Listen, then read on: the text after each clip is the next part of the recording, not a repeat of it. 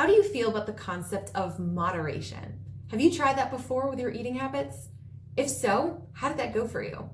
Many women that I speak with tell me that they would love to do it, but they just can't do it. They try so hard to eat the things that they love in moderation because they know that restricting them completely is bad. But they feel so out of control with these foods that they just can't seem to do it in a way that feels good to them, or even keep those foods in the house in some cases. Since they've been so frustrated with this, they've spent some time thinking about why they can't seem to do it and have come up with reasons. Like they just love sugar too much and they're a sugar addict, that they don't have enough willpower or self-control to only have some without having all of it, or eating past fullness, and that there's something wrong with them in some way. And I used to think the same exact thing. And my solution was just not eating them at all. I felt like I was kind of punishing myself in some way for not being able to control myself around them. Like, all right, Sam, you can't just have a little, you're not allowed to have any at all. And I just wanted so badly to be able to eat those things I loved in the frequencies and in the quantities that felt good to me without feeling guilty afterwards. Like having a cookie or two after dinner and being able to move on without eating the entire sleeve.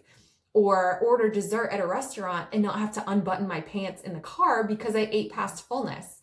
Or even being able to enjoy time out with my friends instead of being so preoccupied and in my own head trying to control myself with what I was eating, what I wasn't eating, and how much I was eating.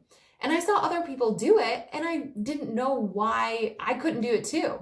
So for me and for you, the problem does not involve a lack of willpower or self-control. I promise you. It all comes back to restriction, and that is what's causing you to rebel, and moderation can't happen in rebellion mode. Moderation happens as a result of permission. It's not an act that you force or control or plan.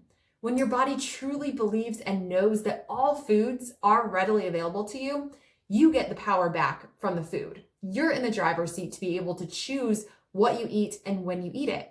You can have lots of nutritious foods and still sprinkle in some foods that you love in a way that feels amazing to you.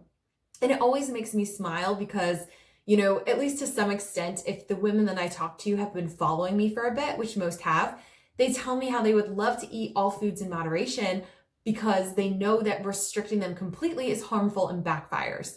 But what tends to kind of get missed, I guess, in my messaging is that all restriction is harmful and backfire. Not just like some, all of it does to any extent.